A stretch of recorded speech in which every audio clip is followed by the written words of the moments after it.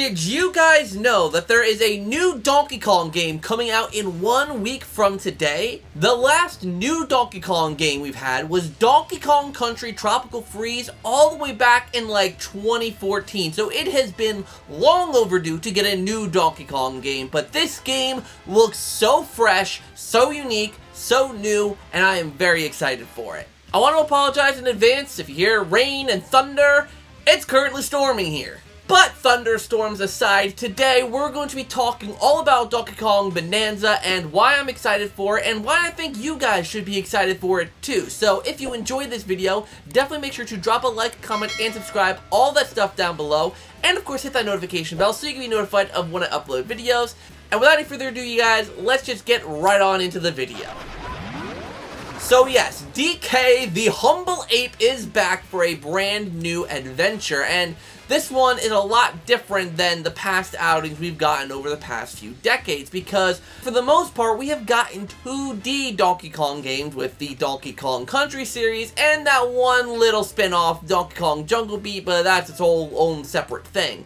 There was a 3D experimental title called DK64, but we don't talk about that one. I know Clark is going to kill me for saying that, because I know Clark loves that one. Sorry, man. But yeah, this is the first time that DK has tried to dabble in the 3D space in nearly 30 years. So it's honestly pretty exciting to see that they're actually willing to give this a shot again. Here are the reasons why I'm really excited for Donkey Kong Bananza. Firstly, this is made by the same team that does the typical 3D Mario games ever since Super Mario Galaxy. So Mario Galaxy's 1, 2, 3D World, 3D Land, Odyssey, that team are the people that are developing this game, and they make quality. We know that if their name is attached to the game, we are in for a good time. And looking at just gameplay of this game, I know some people have gotten to play the demo, which I haven't gotten to do yet, but looking at the game itself, it looks like so much fun. You can pound all the environments, pause on that. You can rip out chunks from the ground, you can surf, you can do all of these really freaking cool things. It's like taking the mechanics of a 3D Mario, being an open platformer collectathon usually, where your main objective is to get a certain object, whether it be a star, a shine sprite, whatever it is. Here you're getting these golden bananas. And honestly, using that 3D Mario approach and translating it to Donkey Kong is honestly a really smart move. Because think about it, everyone loves Mario. Jesus Christ, maybe everyone doesn't love Mario. Despite what the God of Thunder has to say, everyone loves Mario. Mario is just the humble, everyone likes to play his platformers kind of guy.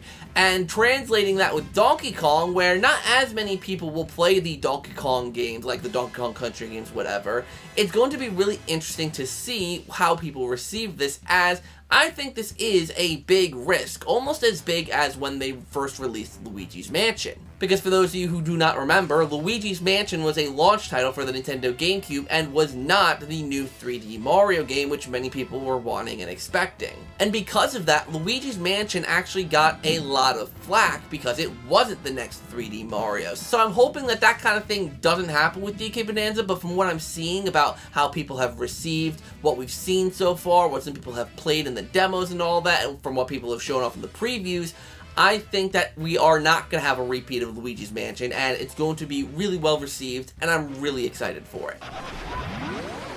I also really like that they seem to be really diving into the story and making that a big focal point, because with 3D Mario, yeah, there is a story that loosely connects everything together, but it's not the biggest part of the game. The biggest part of the game is obviously a lot of the platforming and the levels and all that stuff, but with DK, I mean, yes, gameplay is a heavy focus, but there seems to be a lot more focus on the story as well, with, I'm gonna call her Tween Pauline. I think she's a teen, so Teen Pauline, whatever she is. First of all, she has so much personality. I love the fact that they actually gave this version of Pauline some personality, because in my personal opinion, in Super Mario Odyssey, I did not really care for her character as much as everyone else seemed to, and then obviously in all the spin-offs, they really did nothing with her besides make her singing her personality. And yes, her singing is kind of her personality here, but at least she has a little more going on. She has actual voice lines, so we can hear her actual voice.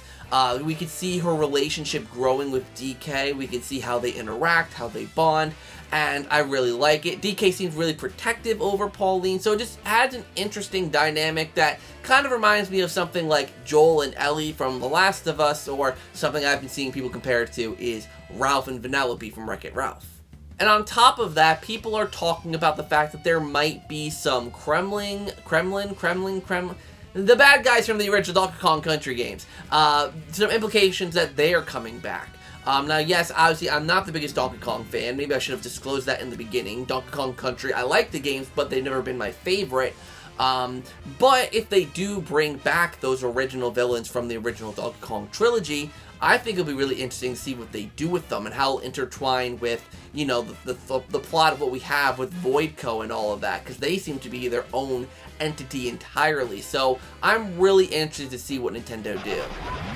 And I love the fact that this game seems to have a lot of very different gameplay styles, because of course you have the typical open roam 3D destructor environment kind of thing where you're digging into the ground and all that. That all looks super fun, but I love all those little bonus missions, which is what I'm guessing they are, where it's like throwbacks. There's like a Donkey Kong Country throwback mission. There's a lot of little references to some of the older Donkey Kong games, and I love when games do that. You know, like, yes, we get a lot of remakes and everything nowadays, but I more so love when you'll have a new entry that does a lot of callbacks to some of the previous titles.